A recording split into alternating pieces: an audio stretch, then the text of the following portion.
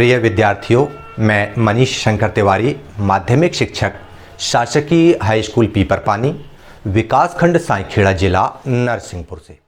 और हम लोग पढ़ रहे हैं हमारा घर हमारा विद्यालय के अंतर्गत कक्षा 9 का अर्थशास्त्र। पालमपुर गांव की कहानी में आप लोगों ने कृषि क्रियाएं और गैर कृषि क्रियाओं को देखा था। इसके बाद हमने पिछले अध्याय में संसाधन के रूप में लोग जिसे हम पढ़ रहे थे, उसमें सकल और विलास दो अच्छे मित्र थे। उन मित्रों की कहानी के माध्यम से शिक्षा और स्वास्थ्य के महत्व को समझा था। शिक्षा और स्वास्थ्य के महत्व को समझना जरूरी नहीं था। यहाँ पर समझना ये जरूरी था कि शिक्षा और स्वास्थ्य के माध्यम से किसी व्यक्ति पर यदि हम निवेश करते हैं तो वह व्यक्ति बहुत अच्छी परिसंपत्ति या मानव पूंजी बनकर तैयार हो जाता है। मानव पूंजी क्या होती है, हमने पालमपुर गांव की कहानी पढ़ते हुए समझा था कि भूमि और श्रम तथा भौतिक पूंजी के उपयोग का ज्ञान जिसको हो, समन्वित रूप से जिनका उपयोग करने की क्षमता जिस व्यक्ति में है, समझो वह व्यक्ति मानव पूंजी से परिपूर्ण है। और ऐसा ही व्यक्ति श्रेष्ठ संसाधन के रूप में राष्ट्र के काम आता है। अब हम आगे बढ़ते हैं तो देखते हैं कि पिछले अध्याय में हमने जहां पर आपको छोड़ के गए थे, क्या देखा था हमने देखा था कि सकल का परिवार हो या विलास का परिवार हो, माता और पिता दोनों ही मजदूरी करते थे, दोनों ही काम करते थे। लेकिन ऐतिहासिक, सांस्कृतिक ऐसे बहुत से कारण हैं जिसमें महिलाओं और पुरुषों की जो मजदूरी होती है उसमें बहुत अंतर होता है, उनके कामों में भी अंतर होता है। ये सारी चीज़ें क्या हैं, चलिए हम इसको समझते हैं। साथ ही इस अध्याय में हम देखेंगे मानव संसाधन के लिए शिक्षा, स्वास्थ्य और रोजगार का क्या महत्व है। चलिए हम आरंभ करते हैं। संसाधन के रूप में लोग, जिसमें हम आज देखेंगे शिक्षा, स्वास्थ्य और बेरोजगारी को। सबसे पहले हम बात करते हैं तो देखते हैं और पाते हैं कि भारत जैसे देश में ऐतिहासिक और सांस्कृतिक कारणों से महिलाओं और पुरुषों के बीच प्रत्येक परिवार में श्रम का विभाजन अलग अलग होता है। वो कैसे होता है, जैसे महिलाएं घर में कामकाज देखती हैं तो पुरुष खेतों में काम करते हैं। जैसे सकल की माँ शीला खाना पकाती है, बर्तन साफ करती है, कपड़े धोती है और घर की साफ सफाई करती है। साथ ही वह अपने बच्चों की देखभाल भी करती है। दूसरी तरफ हम देखते हैं सकल के पिता बूटा को, तो वे खेतों में काम करते हैं। खेतों से जो उपज आती है उसको बाजार में बेचते हैं और अपने परिवार के लिए धन कमाते हैं। इनमें अंतर क्या है, इनमें डिफरेंस क्या है, इस अंतर को आप समझिए, बहुत अच्छे से ध्यान दीजिएगा कि शीला अपने परिवार के लिए जो पालन पोषण करती है, उसके लिए जो सेवाएं प्रदान करती है, उन सेवाओं के बदले में शीला को किसी तरह का कोई भुगतान प्रदान नहीं किया जाता। लेकिन बूटा धन कमाता है और जो धन वह कमाता है उससे परिवार का पालन पोषण होता है। मतलब परिवार के लिए दी गई सेवाओं के बदले महिलाओं को भुगतान नहीं किया जाता, और नहीं किया जाता इसलिए उनकी सेवा को राष्ट्रीय आय में नहीं जोड़ा जाता, जबकि वह महत्वपूर्ण कार्य करती हैं। राष्ट्रीय आय में वृद्धि तो नहीं करती, लेकिन जैसे बूटा जैसे लोगों के स्वास्थ्य के, भोजन की देखभाल करने का काम शीला जैसी महिलाएं ही तो करती हैं। अब हम इस तरफ देखते हैं तो विलास का परिवार देखते हैं। विलास की माँ गीता मछली बेचती है और पैसे कमाती है। इस तरह महिलाओं को उनकी सेवाओं के लिए भुगतान तब किया जाता है जब वे श्रम के बाजार में प्रवेश करती हैं। मतलब जब वो सीधे बाजार क्रियाओं में सहभागी होती हैं, तब उनको उनके श्रम का भुगतान, उनकी सेवाओं का भुगतान किया जाता है। उनके पुरुष सहयोगी की तरह ही उनकी आय, उनकी शिक्षा और कौशल के आधार पर निर्धारित की जाती है। मतलब शिक्षा व्यक्ति के उपलब्ध आर्थिक अवसरों के बेहतर उपयोग में सहायता करती है। शिक्षा और कौशल बाजार में किसी व्यक्ति की आय के प्रमुख निर्धारक होते हैं। अधिकांश महिलाओं के पास बहुत कम शिक्षा और निम्न कौशल स्तर होता है, इसीलिए पुरुषों की अपेक्षा महिलाओं को कम पारिश्रमिक मिलता है। अधिकतर महिलाएं वहां काम करती हैं जहां नौकरी की सुरक्षा नहीं होती और कानूनी सुरक्षा का अभाव होता है। अनियमित रोजगार और निम्न आय इस क्षेत्र की प्रमुख विशेषताएं होती हैं। इस क्षेत्र में प्रसूति अवकाश, शिशु देखभाल, अन्य सामाजिक तंत्र जैसी सुविधाएं तो उनको मिलती ही नहीं हैं। तथापि उच्च शिक्षा और उच्च कौशल वाली महिलाओं को पुरुषों के बराबर वेतन मिलता है।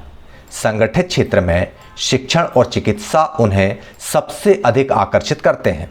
कुछ महिलाओं ने सामान्य नौकरियों के अलावा प्रशासनिक और अन्य सेवाओं में भी प्रवेश किया है, जिनमें वैज्ञानिक और प्रौद्योगिकीय सेवा के उच्च स्तर की आवश्यकता पड़ती है।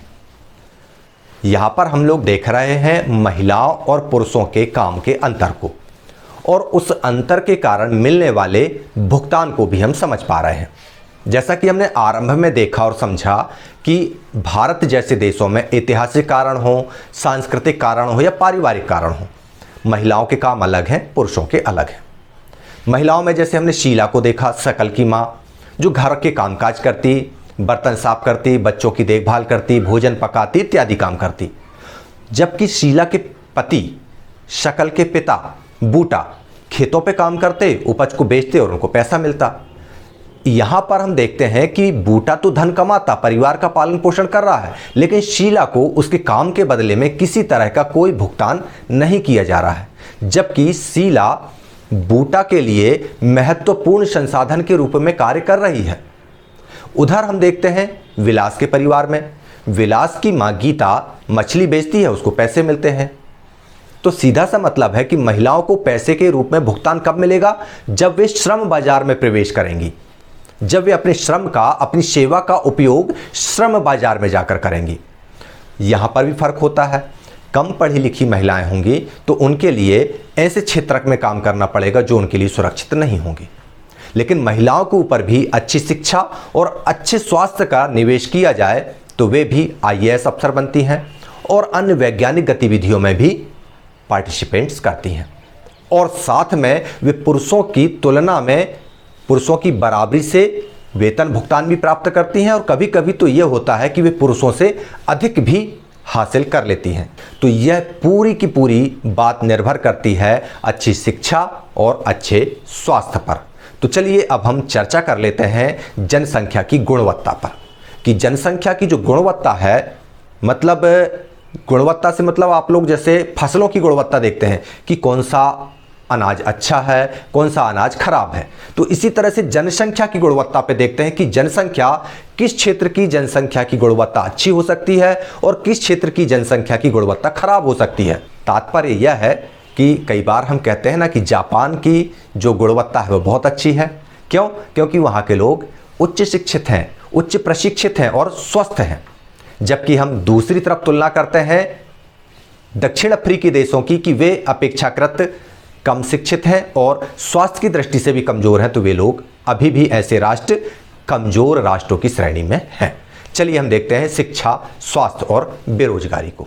जनसंख्या की गुणवत्ता साक्षरता दर, जीवन प्रत्याशा से निरूपित व्यक्तियों के स्वास्थ्य और देश के लोगों द्वारा प्राप्त कौशल निर्माण पर निर्भर करती है। जनसंख्या की गुणवत्ता अंततः देश की समृद्धि दर को निर्धारित करती है, जबकि निरक्षर और अस्वस्थ जनसंख्या अर्थव्यवस्था पर बोझ होती है। साक्षर और स्वस्थ जनसंख्या परिसंपत्ति कहलाती है। वही बात, सकल जैसे लोग राष्ट्र के विकास में योगदान देते हैं, जबकि विलास जैसे लोग राष्ट्र के विकास को अवरुद्ध करते हैं और साथ में ही वे राष्ट्र के ऊपर जिम्मेदारी की तरह बैठ जाते हैं। सरकारों की जिम्मेदारियां होती हैं कि विलास जैसे लोगों का पालन पोषण करें, वे एक दायित्व बन जाते हैं। जबकि सकल जैसे लोग, जिन्होंने बचपन से शिक्षा और स्वास्थ्य का महत्व समझा, उसके प्रति रुचि दिखाई और वे राष्ट्र के लिए संपत्ति बन गए, परिसंपत्ति बन गए, संसाधन बन गए। सबसे पहले बात करते हैं हम शिक्षा की। अपने जीवन के आरंभिक वर्षों की सकल की शिक्षा ने बाद के वर्षों में अच्छी नौकरी और अच्छे वेतन के रूप में उसे फल दिया। हम बार बार यही बात कर रहे हैं कि यदि स्कूली शिक्षा में आपने अपनी रुचि दिखा दी, स्कूली शिक्षा में आपने अच्छा कर लिया, तो आगे आपके लिए अच्छे अवसर बन जाते हैं, जैसा कि सकल के साथ हुआ। हमने देखा कि सकल के विकास के लिए शिक्षा एक महत्वपूर्ण आगत था, एक महत्वपूर्ण निवेश था, और इस शिक्षा ने उसके लिए नए क्षितिज खोले, नई आकांक्षाएं दी और जीवन के नए मूल्य विकसित किए। न केवल शकल के लिए बल्कि समाज के विकास में भी शिक्षा का योगदान अहम है। यह राष्ट्रीय आय और सांस्कृतिक की समृद्धि में वृद्धि करती है और प्रशासन की कार्यक्षमता बढ़ाती है।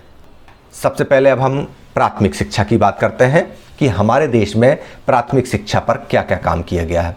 तो प्राथमिक शिक्षा की अगर हम बात करें तो सार्वजनिक पहुंच, धारण और गुणवत्ता प्रदान करने का प्रावधान किया गया है। प्राथमिक शिक्षा के मामले में लड़कियों पर विशेष जोर दिया गया है। ये ध्यान दिया गया है कि लड़कियां प्राथमिक शिक्षा में पीछे ना रह जाएं। प्रत्येक जिले में नवोदय विद्यालय जैसे प्रगति निर्धारक विद्यालयों की स्थापना की गई है। बड़ी संख्या में हाई स्कूल के विद्यार्थियों को ज्ञान और कौशल से संबंधित व्यवसाय उपलब्ध कराने के लिए व्यावसायिक शाखाएं विकसित की गई हैं, जिन्हें हम वोकेशनल कोर्सेज के नाम से जानते हैं। तो ये आपने प्राथमिक शिक्षा के बारे में जान लिया, समझ लिया कि प्राथमिक शिक्षा के लिए महिला शिक्षा पर, लड़कियों की शिक्षा पर जोर दिया गया है। जगह जगह हाई स्कूल खोले गए हैं और हाई स्कूलों में वोकेशनल कोर्सेज स्थापित किए गए हैं और नवोदय विद्यालयों के माध्यम से प्रगति निर्धारक विद्यालयों की स्थापना की गई है। शिक्षा योजना पर देश की सरकार किस तरह से व्यय कर रही है, थोड़ा इन आंकड़ों को समझ लें, क्योंकि हम अर्थशास्त्र पढ़ रहे हैं इसलिए यहाँ पर आंकड़ों को समझना जरूरी हो जाता है कि पहली पंचवर्षीय योजना में हमारे देश में शिक्षा पर परिव्यय 151 करोड़ था, जबकि 11वीं पंचवर्षीय योजना में यह परिव्यय बढ़कर 3,766.90 करोड़ रुपए हो गया।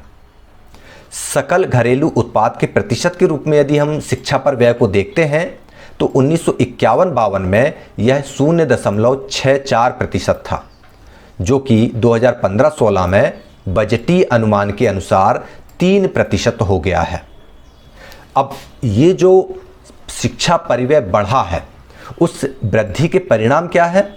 उस वृद्धि के परिणाम ये हुए कि जो साक्षरता दर 1951 में 18% थी वह 2011 में बढ़कर 74% हो गई।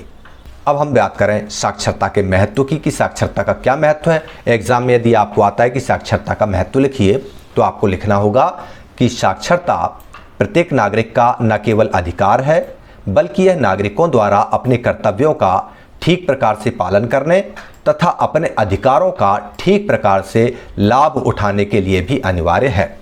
साक्षर व्यक्ति को कभी भी नुकसान नहीं होता, उसको हमेशा अपने अधिकारों का ज्ञान होता है, अपने कर्तव्यों का पालन वह ठीक तरह से करता है, कोई उसे ठग नहीं सकता।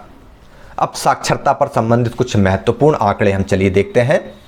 साक्षरता की दर में जनसंख्या के विभिन्न भागों के बीच व्यापक अंतर पाया जाता है। जैसे महिलाओं की अपेक्षा पुरुषों की साक्षरता दर करीब 16.6% अधिक है। मतलब पुरुष जो है वह 16.6% ज़्यादा पढ़े लिखे हैं महिलाओं की तुलना में। ग्रामीण क्षेत्रों की जनसंख्या भी कम साक्षर है नगरीय क्षेत्रों की जनसंख्या की तुलना में। कितनी कम साक्षर है? 16% का अंतर है ग्रामीण और नगरीय क्षेत्रों की साक्षरता दर में। ये एग्जाम में ये आंकड़े आ सकते हैं, इसलिए इन आंकड़ों को आप ध्यान रखिएगा। वर्ष 2011 में केरल के कुछ जिलों में तो साक्षरता दर 94% तक थी, जबकि बिहार में यह 62% ही थी।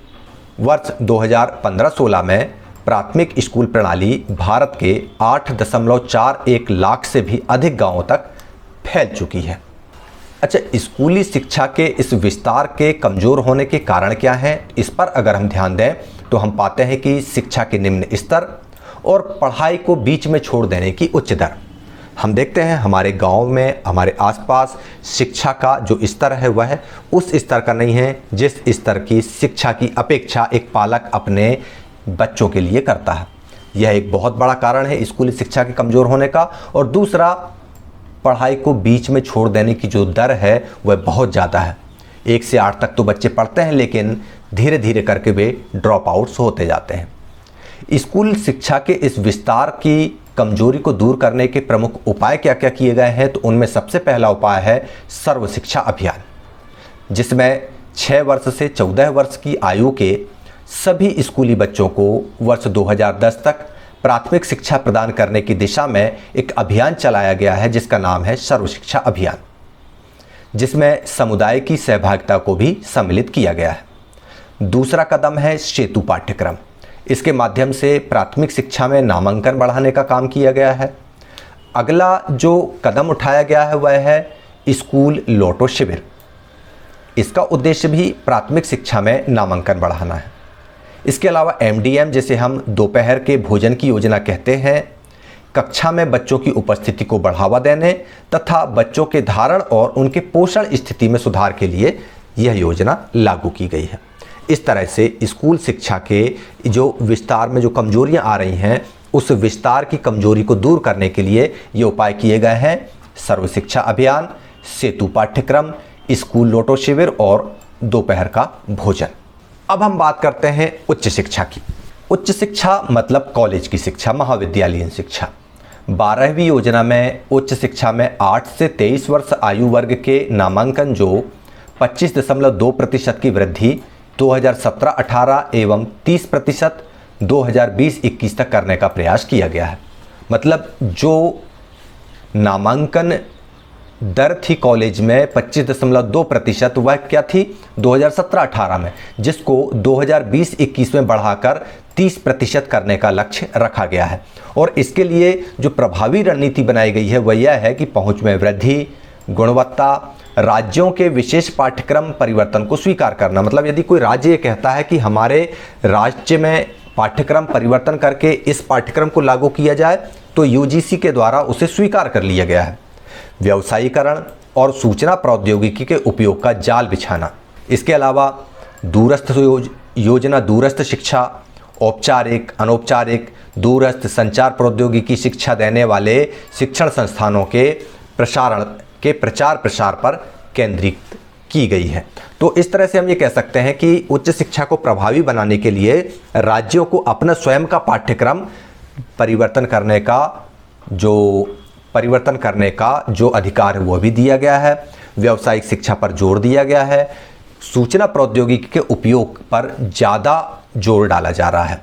साथ ही जो लोग नियमित रूप से महाविद्यालय जाकर नहीं पढ़ना चाहते, उनके लिए घर बैठे भी दूरस्थ माध्यम से उच्च शिक्षा प्राप्त करने के अवसर उपलब्ध कराए जा रहे हैं। अब हम बात करते हैं स्वास्थ्य की। किसी भी फर्म या संस्था का उद्देश्य ऐसे व्यक्तियों को व्यवसाय या व्यापार से जोड़ना होता है जो स्वस्थ हों। कोई भी संस्था, कोई भी फर्म ऐसे व्यक्ति को अपने यहाँ रोजगार नहीं देगी जो बीमार होगा, अस्वस्थ होगा। बस इसी से हम समझ सकते हैं कि मानव संसाधन के लिए स्वास्थ्य कितना महत्वपूर्ण है। चलिए हम देखते हैं। किसी व्यक्ति का स्वास्थ्य उसे अपनी क्षमता को प्राप्त करने और बीमारियों से लड़ने की ताकत देता है। ऐसा कोई भी अस्वस्थ स्त्री पुरुष संगठन के समग्र विकास में अपने योगदान को अधिकतम करने में सक्षम हो ही नहीं सकता। वास्तव में स्वास्थ्य अपना कल्याण करने का एक अपरिहार्य आधार है। इसलिए जनसंख्या की स्वास्थ्य स्थिति को सुधारना किसी भी देश की प्राथमिकता होती है। हमारी राष्ट्रीय नीति का लक्ष्य भी जनसंख्या के अल्प सुविधा प्राप्त वर्गों पर विशेष ध्यान देते हुए स्वास्थ्य सेवाओं, परिवार कल्याण और पौष्टिक सेवा तक इनकी पहुंच को बेहतर बनाना है। पिछले 5 दशकों में भारत ने सरकारी और निजी क्षेत्रों में प्राथमिक, द्वितीयक तथा तृतीयक सेवाओं के लिए अपेक्षित एक विस्तृत स्वास्थ्य आधारित संरचना और जनशक्ति का निर्माण किया है। इसमें लिखे हुए बहुत ज़्यादा कठिन और जटिल शब्दों को यदि हम ध्यान ना भी दें तो एक बात है जो समझ में आती है कि स्वास्थ्य वह निवेश है, स्वास्थ्य वह सुविधा है जो व्यक्ति के लिए अपरिहार्य है। इस स्वास्थ्य के माध्यम से व्यक्ति अपने स्वयं का विकास कर सकता है। एक कहावत भी आप लोगों ने सुनी होगी कि स्वस्थ शरीर में ही स्वस्थ मस्तिष्क का वास होता है। तो यदि आपका शरीर स्वस्थ होगा तो इसके लिए क्या जरूरी है? अच्छी स्वास्थ्य सुविधाएं। जिस राष्ट्र में अच्छी स्वास्थ्य सुविधाएं उपलब्ध होंगी वहाँ के नागरिक स्वस्थ होंगे और स्वस्थ नागरिकों का मस्तिष्क स्वस्थ होगा तो वह एक अच्छे संसाधन के रूप में कार्य करेगा। चलिए अब हम कुछ महत्वपूर्ण शब्दावली को देख लेते हैं, जैसे शिशु मृत्यु दर, जन्म दर और लिंगानुपात इत्यादि के बारे में जानते हैं। चलिए, शिशु मृत्यु दर किसे कहते हैं? तो शिशु मृत्यु दर से अभिप्राय 1 वर्ष से कम आयु के शिशुओं की मृत्यु से है। जन्म दर किसे कहते हैं? तो जन्म दर से अभिप्राय एक विशेष अवधि में प्रति 1000 व्यक्तियों के पीछे जन्म लेने वाले शिशुओं की संख्या। जबकि मृत्यु दर की यदि हम बात करें तो मृत्यु दर से अभिप्राय है कि प्रति 1000 व्यक्तियों के पीछे मरने वाले लोगों की संख्या एक विशेष अवधि में। ठीक है ना। ये कुछ आंकड़े दिए हुए हैं नीचे कि भारत में ऐसे अनेक स्थान हैं जहां पर स्वास्थ्य की मौलिक सुविधाएं नहीं हैं। भारत में कुल 381 मेडिकल कॉलेज, 301 डेंटल कॉलेज हैं, जिनमें सबसे ज़्यादा आंध्र प्रदेश, कर्नाटक, महाराष्ट्र और तमिलनाडु में हैं। अब हम बात करते हैं बेरोजगारी की। शकल की मां शीला अपने घरेलू कामकाज और बच्चों की देखभाल तथा खेती के काम में अपने पति बूटा की मदद करती थी। शकल का भाई जीतू और बहन सीतू अपना समय खेलने और घूमने फिरने में गुजारते थे। तो क्या आप शीला या जीतू या सीतू को बेरोजगार कह सकते हैं? और यदि नहीं तो क्यों?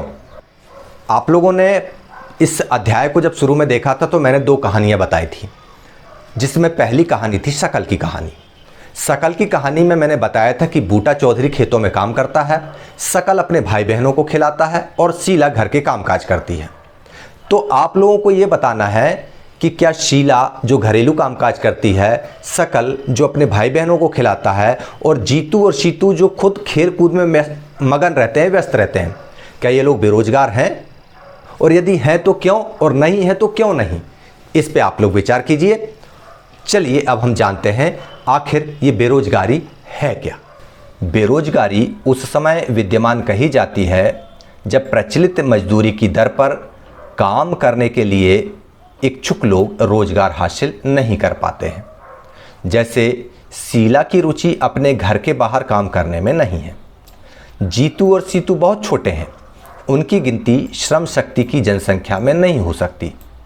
और ना ही जीतू, सीतू और शीला को बेरोजगार कहा जा सकता है।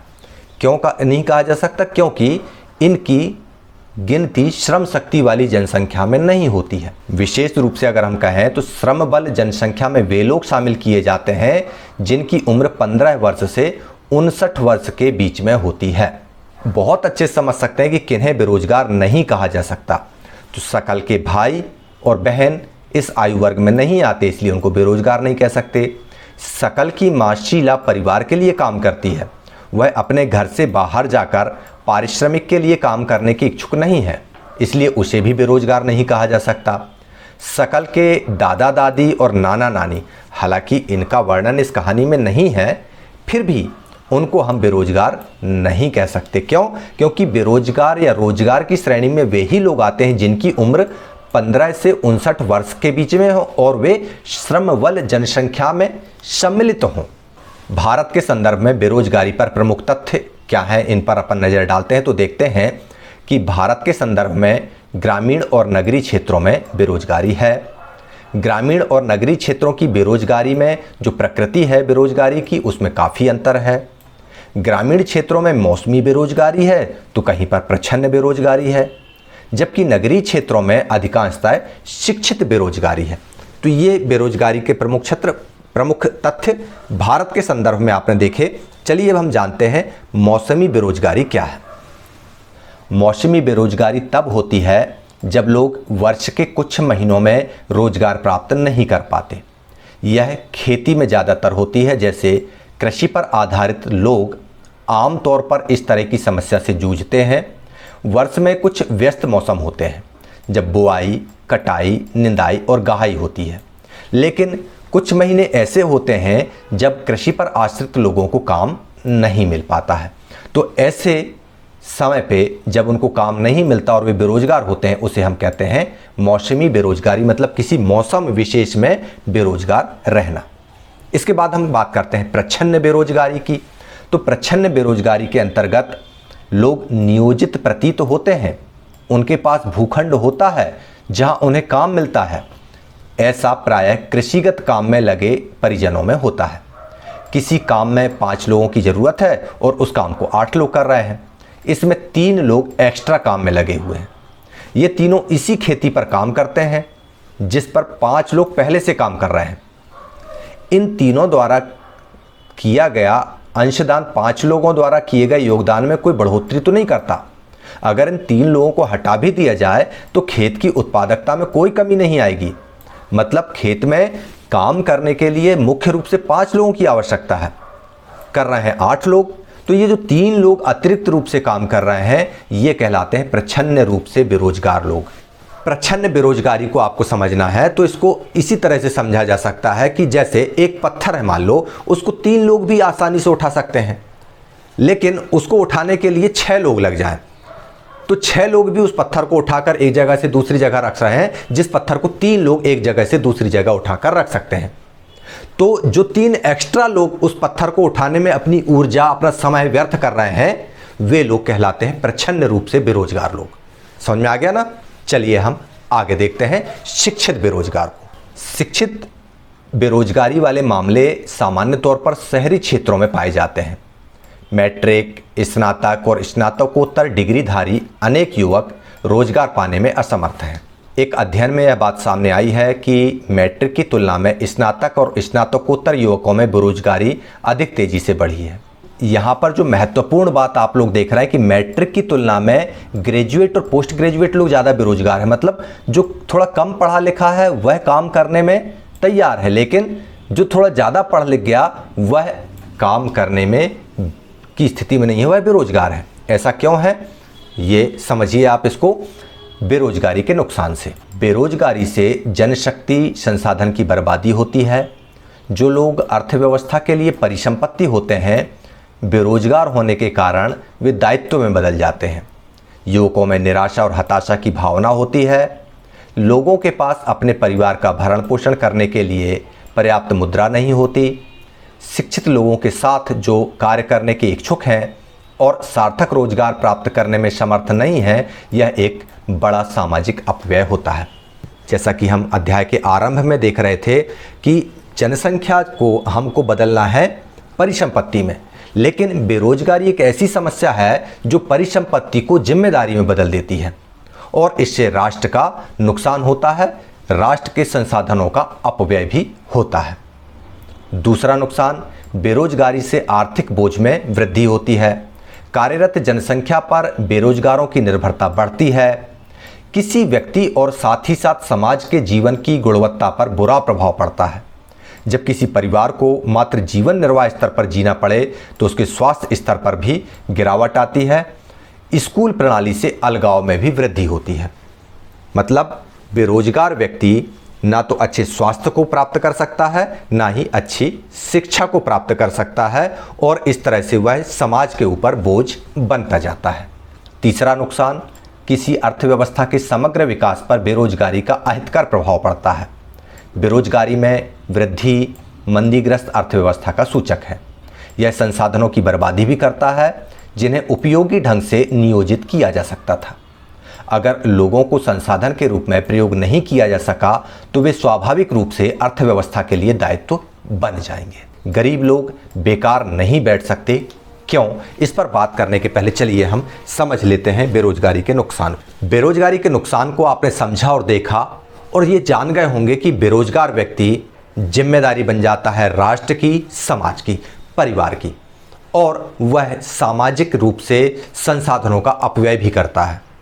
जबकि यदि वह व्यक्ति शिक्षा और स्वास्थ्य का समुचित उपयोग करके एक अच्छे संसाधन के रूप में तब्दील हो जाए तो ये बेरोजगारी की समस्या ही ना हो।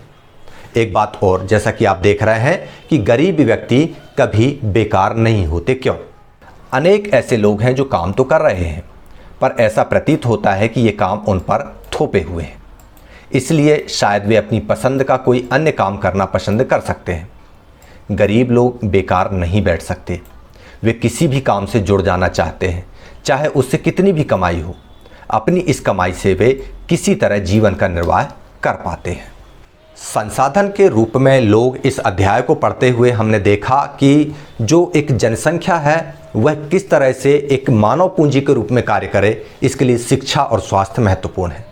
सरकारों के द्वारा प्राथमिक शिक्षा के क्षेत्र में, उच्च शिक्षा के क्षेत्र में किस तरह से परिव्यय किया जा रहा है, किस तरह से निवेश किया जा रहा है, इसको हमने इस अध्याय में पढ़ा और समझा।